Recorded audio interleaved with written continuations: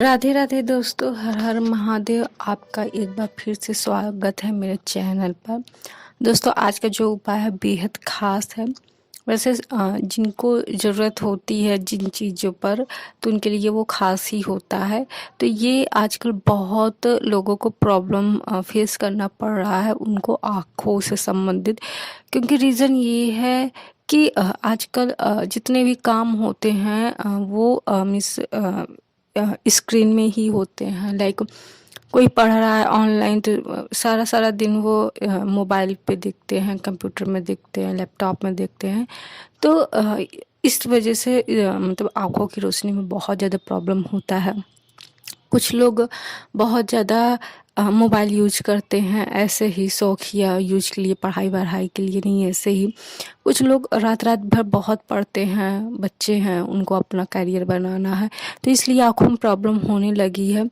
क्योंकि पहले प्रोटीन इतना लोग लेते थे, आजकल उतने भी वेजिटेबल में, फ्रूट में उतने अच्छे से प्रोटीन नहीं आ पाते जो हमारी आँखों की रोशनी के लिए बहुत ही अच्छा होता है।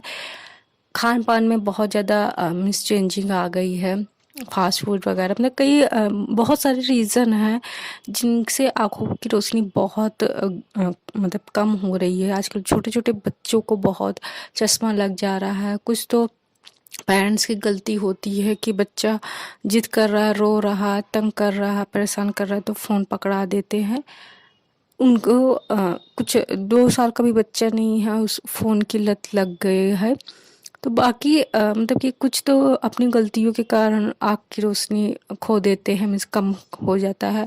कुछ लोगों का कारण होता है कि वो सारा दिन उनका यही काम होता है, कोई जॉब करता है तो सारा सारा दिन उनको स्क्रीन में देखना पड़ता है। कुछ लोगों के लिए पढ़ाई के लिए इस ऐसा होता है, कुछ लोगों को और भी ऐसे काम करते हैं जिनमें आँखों का प्रेशर पड़ता है।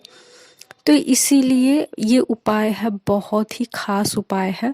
आप प्लीज़ एंड तक ज़रूर देखिएगा, क्योंकि आप इसको उपाय करेंगे तो 100% आपका जो समस्या है आँखों से संबंधित वो कम होगा, ख़त्म होगा।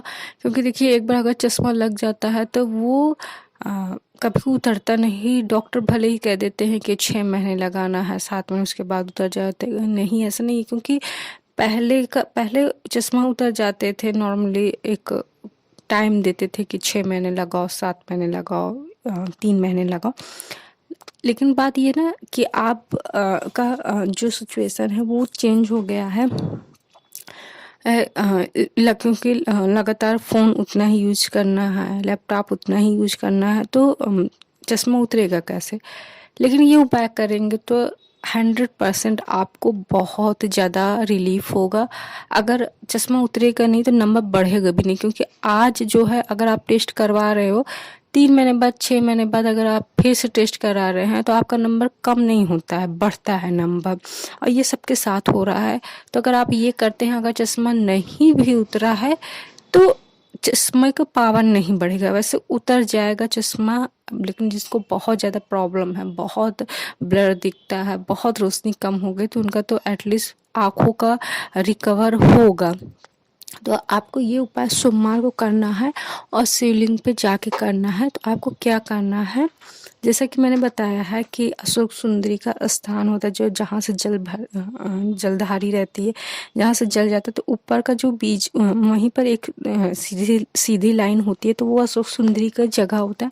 कई कई शिवलिंग में ऐसा स्थान नहीं बना रहता है, क्योंकि कुछ को जानकारी नहीं होती या फिर कुछ वजह से ऐसा नहीं बना रहता। लेकिन अगर ना भी बना रहे, वैसे एक मोटी लाइन बनी रहती है, अगर नहीं भी बनी है तो आप ये समझ लीजिए कि जहाँ से जलधारी बहती है, तो उसके ऊपर का जो जगह होता है, जो स्थान होता है, वो अशोक सुंदर जी का स्थान होता है। तो आपको क्या करना है, जो अशोक सुंदरी का स्थान है वहाँ पर आपको 7 बिंदी शहद की लगानी है। तो आपको एक ही स्थान पर 7 बार नहीं लगाना है, 7 अलग अलग स्थानों पे शहद की बिंदी लगानी हुई है।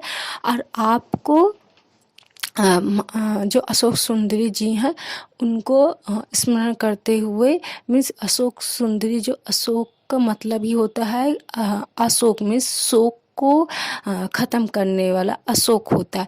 तो अशोक सुंदरी का मतलब है जो दुखों को, शोक को नाश करता है, उनको अशोक सुंदरी कहा जाता है। वो जो उनकी पुत्री हैं वो उनको मीन्स जो हमारे दुख हैं, दर्द हैं, शोक है, वो ख़त्म करती हैं। तो उनके स्थान पे आपको बिंदी लगानी है और आपको चंपेश्वर महादेव का स्मरण करते हुए आपको बिंदी लगानी है और अशोक सुंदरी जी से आपको अपनी जो आँखों की रोशनी का समस्या है वो आपको उनको कहना है। और जैसे अशोक सुंदरी देखिए, जैसा कि सब लोग जानते हैं कि जो शिवलिंग का जो धार होता है, मीन्स जो मतलब जलधारी से जो धार बहता है, जो पानी जल बहता है, वो हमेशा उत्तर के साइड से मतलब कि बहता है। तो जब आप दक्षिण की साइड से आप जलाते हैं, चढ़ाते हैं जल, तो उत्तर की साइड से वो बहता है। तो जहाँ से जलधारी बहती है उसके साइड दक्षिण साइड हुआ, तो वहाँ पर आपको आधे शिवलिंग में, पूरे शिवलिंग नहीं, आधे शिवलिंग में आपको लाल चंदन का लेप लगाना है। लेकिन ध्यान दीजिएगा, पूरा नहीं, आधा लगाना। तो ये लाल चंदन आपको अलग से डिब्बी में मिल जाएगा, जहाँ भी पूजा सामग्री आपको मिलती है आसानी से। किसी भी मंदिर के वाले स्थान पे आप लाल चंदन मांगेंगे तो डिब्बी में दे देंगे, या फिर आपको आपके पास लाल चंदन की लकड़ी है वो भी अच्छा है, गीला लाल चंदन है वो भी अच्छा है, जो भी आपको मिले आप लाल चंदन। ध्यान दीजिए, देखिए चंदन काफ़ी प्रकार के होते हैं, काफ़ी रंग के होते हैं।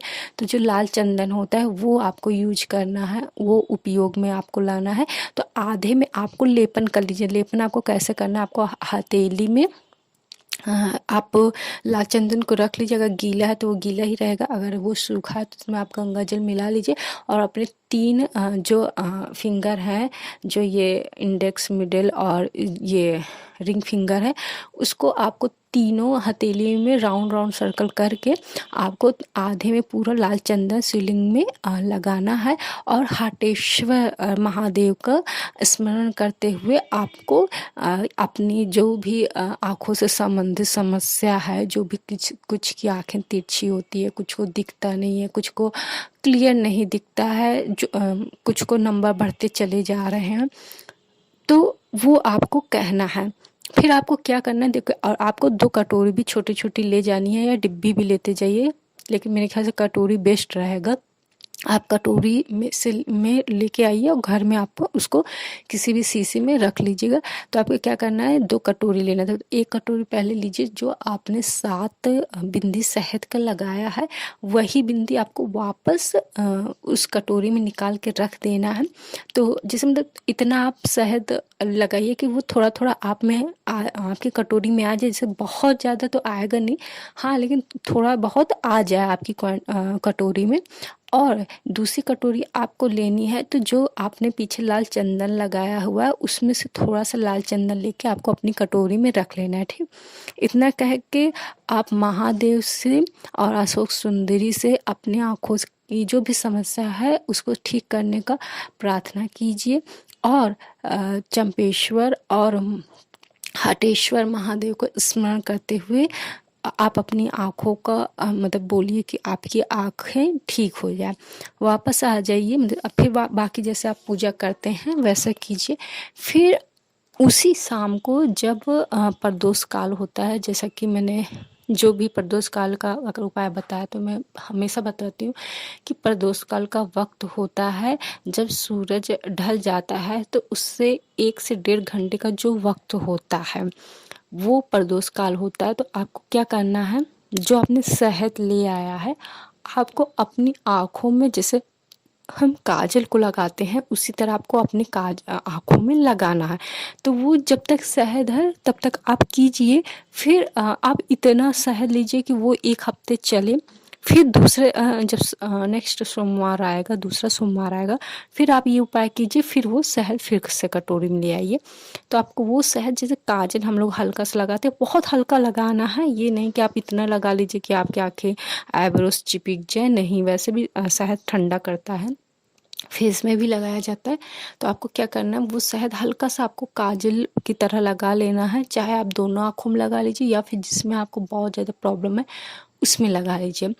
और जो लाल चंदन आपने लाया है, वो लाल चंदन लेके आप जो आँखों के नीचे का काला घेरा है जहाँ पे, क्योंकि अगर आँख कमज़ोर है तो डार्क सर्कल होंगे ही और आँखें बहुत जलन होगी, तो आपको क्या करना है, लाल चंदन आँखों के नीचे लगा लेना है जहाँ डार्क सर्कल रहता है।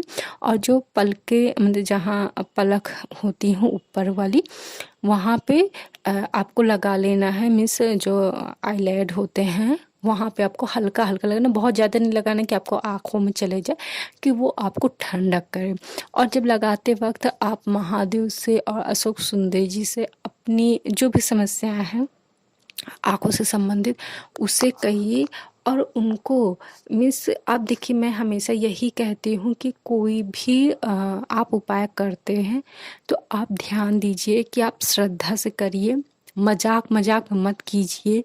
और मतलब पूरा ये कीजिए कि आप, क्योंकि देखिए एक हम डॉक्टर के पास जाते हैं तो एक यकीन के साथ ही जाते हैं कि हम डॉक्टर के पास जा रहे हैं, अब सही हो जाएगा। अगर किसी डॉक्टर के ऊपर हमें थोड़ा शक रहता है कि ये ठीक से इलाज नहीं करेगा तो हम लोग वो मतलब एक होता है साइकोलॉजिस्ट फैक्ट होता है कि एक नहीं ठीक होगा। जहाँ पे हमें जिस डॉक्टर पर यकीन होता है तो वहाँ पे अगर हम दिखाते हैं तो हमें जल्दी रिकवरी होती। वैसे ही तरह आप यकीन करके कीजिए कि आप महादेव के शरण में आ गए हैं, महादेव से आप अपनी समस्याओं को कह रहे हैं, तो वो 100% महादेव आपके मतलब कि जो भी समस्या है वो सॉल्व करेंगे। लेकिन हाँ, आप ये ध्यान दीजिएगा कि आप किसी और का गलत कर रहे हैं और आप ये सोच रहे हैं कि महादेव आपको माफ़ कर देंगे, आप उनकी आराधना कर रहे हैं, माफ़ कर देंगे, तो नहीं, ये चीटिंग हुई, ये ऐसा नहीं। महादेव, क्योंकि महादेव अपने त्रिनेत्रों से सब कुछ देख रहे हैं। नहीं, आप सामने वाला आपके साथ गलत कर रहा है, आप ये कहिए कि हाँ वो गलत कर रहा है, लेकिन आप महादेव से हमेशा ये निवेदन कीजिए कि मतलब वो गलत कर रहा है तो कर रहा है, लेकिन हम मुझे न्याय दीजिएगा। और किसी का गलत भी मत करिएगा।